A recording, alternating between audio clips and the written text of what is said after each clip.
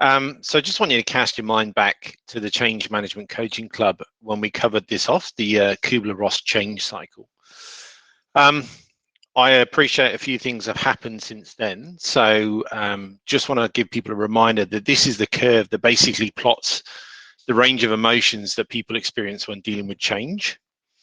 So we are feeling a range of emotions at the moment. From there's potential joy that some people have because they're introverts and they get to work from home, avoid peopling and spending time with their pets, which is fantastic for them. And then on the opposite end of that scale, we have, you know, those feelings of grief that we've got mourning for our normal lives that have disappeared, and also potentially some feelings of despair that are slipping in there as well. So as things are normal, our morale and competence that we look at on the left-hand side of the axis there, pretty high because we're comfortable where we are. And that's when we start to introduce a change, and that's when the movement through this cycle begins. So the time axis on the bottom basically measures how long it takes us to go through from the previous state that we had to the future state that we want to be in. So that can vary a lot by individual and also the type of change that we're experiencing. So again, some people can move through it quite quickly. Others can take weeks, months, years to kind of come to terms with things that are happening to them. So things are continuing to change on what feels like an hourly basis at times, and we need to recognize where we are on the curve and how we're feeling. So I wanted to share with you my own personal experience, I guess, of how this has impacted me. So if we look at it in terms of the phases that we go through, I guess the initial shock I experienced, I kind of went into overload in terms of getting on the front foot to connect with people internally and externally, also, you know, my family and friends. I wanted to talk to them about their own sort of fears and things that were happening to them and their own shock that they were experiencing. We started sharing stories, and also, you know, get onto Google and just going through everything and taking a look at what was going on in the world. So, you know, there was a kind of shock that this had happened. Now, again, it didn't happen overnight. This had been going on since the start of the year, but all of a sudden it came to light that, you know, this was growing in Australia and things were starting to change. I then had those feelings of denial as things did start to change. So they also were things that I didn't want to acknowledge. You know, this won't be as bad as they say. We haven't experienced anything like this in my lifetime, so I'm sure it won't be a problem. You know, being an Aussie now, she'll be right, mate. Everything will be okay, and we'll kind of work through things as well. Keep calm and carry on. But things were starting to change around me. People were starting to work from home. So the office that previously was busy and had lots of interaction had changed. The mood had shifted. The others had started to enter and move through their change cycle as well.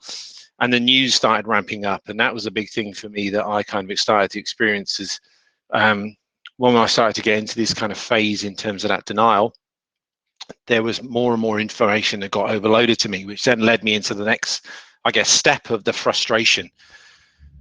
Normal life was really, for me, starting to become a memory. I was working from home, and simple things like setting up my computer frustrated me. So plugging it in and trying to get my monitors to work and everything else as well that didn't work when I wanted it to were a real challenge. You know, my chair wasn't comfortable, the dog wouldn't sit still, and every time I wanted to do a video call, then things wouldn't work. The overwhelming feelings of grief that simple things I could previously enjoy, like going for a bike ride with my mates or coaching the girls' football team that I did outside of work as well, were also taken away from me. So that also led to those feelings of frustrations that I had. And that in turn, again, led for me to continue on the cycle down. So I started to move into that kind of depression phase, which my mood started declining. I guess, you know, I talked about it with the team. I hit the wall a little bit. I'm a bit of a social person in the workplace. I absolutely love it. So I thrive off the energy of being surrounded by other people. And especially in the team I work with, I'm blessed with working with people that are real thought leaders and inspirational coaches as well. So I found I was getting up in the morning with no routine, had no disconnection from my workplace, as well as my laptop, as Matt pointed out at the start of the call, is on my kitchen table, and it's a constant reminder for me. I found myself becoming isolated through fear as well. So when I did go out, it felt a bit like a scene from The Walking Dead, where I avoided others like the zombie apocalypse. I didn't want to expose myself to any invisible danger that was all around. I think it's a great point in the presentation to kind of highlight how that mindset had moved to a very strong imagery and self-talk that I had, and to be aware that this is a tell of where you are on the cycle. So the strength of my words here, you know, I was really painting a very dark picture of how things were, that, you know, using words like a zombie apocalypse, a lot of fear and a lot of other emotions that were coming to the forefront. I was kind of getting to the lowest point on this valley that we see on screen and starting to lose my way a bit. I started to lose sight of my why, my purpose of why I did what I did. And to move out of that valley, things had to change myself in terms of my mindset and attitude, like we talked about last time out, and also that kind of energy that I needed to put into things as well. So I started experimenting with new ways of working. I learned how to video chat. How exciting is this?